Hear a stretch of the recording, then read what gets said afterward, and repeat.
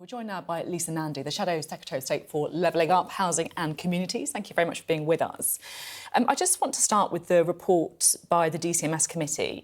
They say that Richard Sharp made significant errors of judgment in failing to declare his involvement in facilitating a loan to Boris Johnson, who, of course, gave him that job a few weeks later. What's your reaction to the report? It's a really serious development and it makes Richard Sharp's position increasingly untenable. The government has relied on the defence that the DCMS, the Culture, Media and Sport Select Committee, approved this appointment, but the Culture, Media and Sport Committee today is saying that actually, had they known about this, it would have been a very different situation. This information was not disclosed to them prior to approving that appointment. Increasingly, the circumstances around the relationship between the Conservative Prime Minister Boris Johnson and Richard Sharp is looking more and more murky, and I think his position is becoming increasingly untenable as a result. You say his position is increasingly untenable. We spoke to Andrew Mitchell earlier, who said that effectively this is a matter for the BBC, although the Public Appointments Commissioner is also looking into it. Is that right? I think this is something that has far wider reaching implications across society, because the BBC is a national treasure. It's a part of our culture. It is something that is supported by people, lots of people across this country paying money into the licence fee. That's a system that we absolutely support, but it means that rightly and understandably the BBC is held to very high standards. And when you have the BBC being pulled into an increasingly murky situation and ongoing reports of Conservative sleaze and corruption, that's a very serious thing indeed. And I think it's becoming more and more difficult to see how Richard Sharp can continue in that role. So you're saying he should resign? Is that what you're saying? Well, there is a report that is due from the BBC. They're reviewing this matter at the moment. I think it's right that we give the BBC time to investigate this and to report on it. But I think today's developments are incredibly serious, and for several weeks now the government has been saying that Parliament had approved this position. Well, Parliament is now saying through the Culture, Media and Sport Select Committee that had they known about this relationship, it would have been a very different matter. And when that report is published, I think we need to know whether there is any defence of that, the reasons for withholding that information from Parliament and therefore from the public. And if there isn't a defence, I think it's difficult to see how Richard Sharp could possibly continue in the position that he's in, given the far-reaching implications for the reputation of the BBC and the implications for trust in government and trust in journalism. Now, you have used the word murky, so I do just want to put Richard Sharp's statement across at this point, because he's said that he regrets and apologises for not giving the full information to the committee, but he does say that he believes that he acted in good faith and that he proactively briefed the Cabinet Secretary.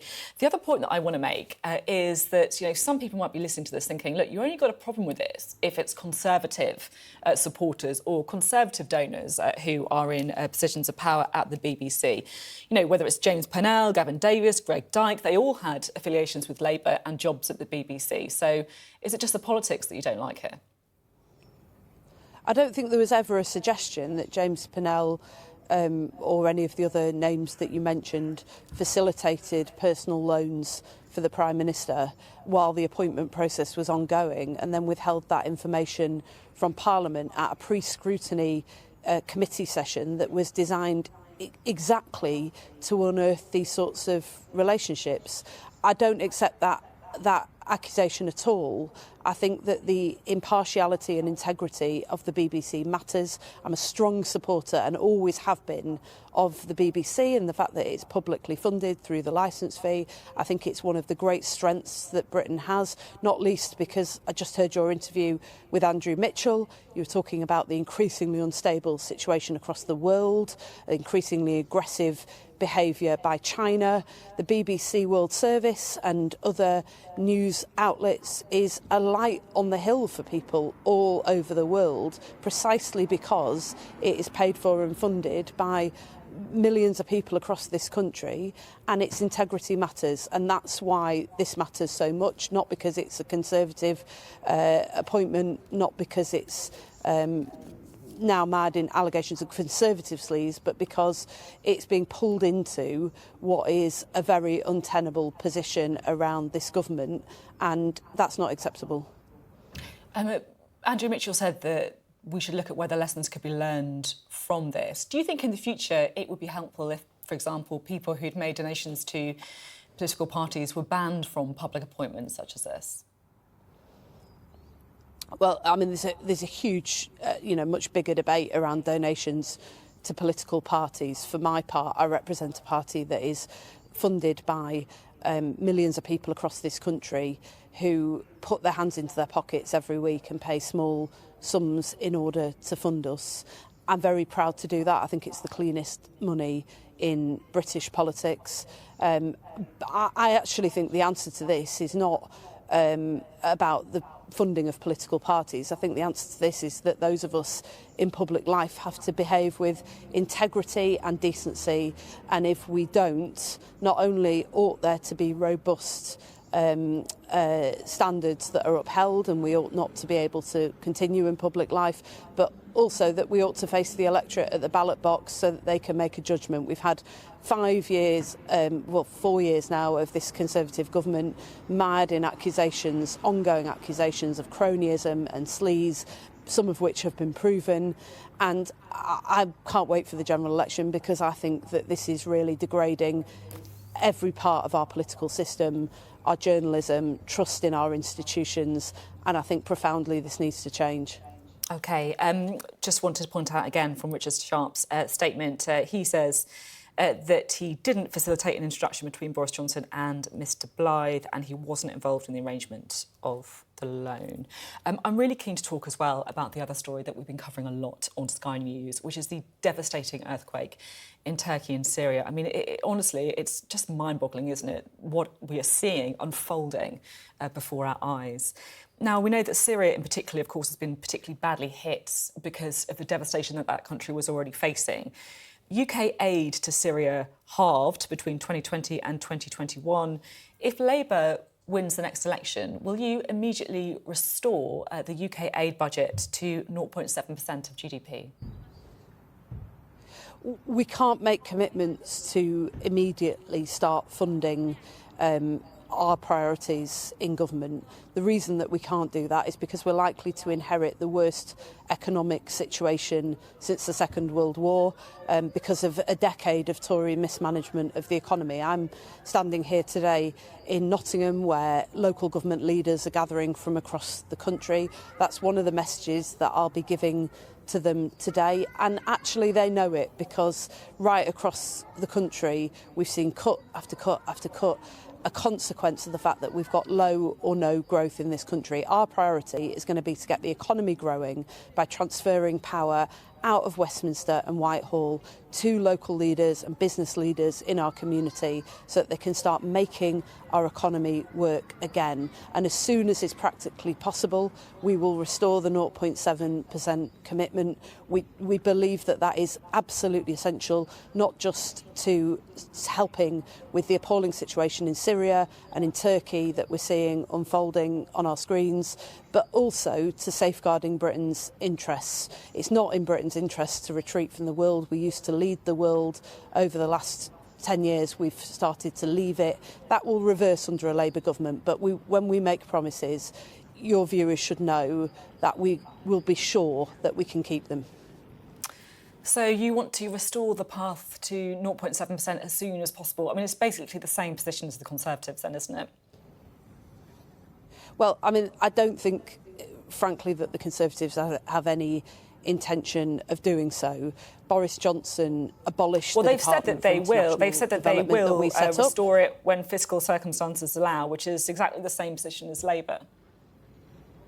Well, and credit to Andrew Mitchell, who was just on your programme, because it was thanks in part to the noise that was created by him and other Conservative backbenchers, as well as the Labour Party, that the government felt compelled to make that commitment. But they had to be dragged kicking and screaming to do it. The difference between us and them is that we believe that by going out and playing a leading role in the world, in looking to the world beyond our shores, we help to safeguard Britain's interests. It's why we've said to the government that they've been far too complacent about the rise of China.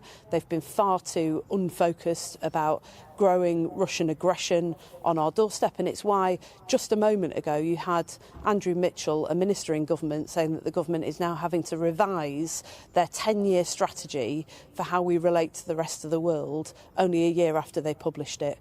I'm glad that they're doing it, but every single time this government has to be dragged kicking and screaming to recognise that what happens beyond our shores matters deeply to the interests of the British people.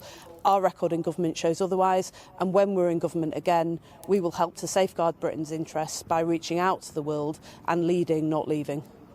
Just finally, you are talking about transferring power away from Westminster to local communities this weekend.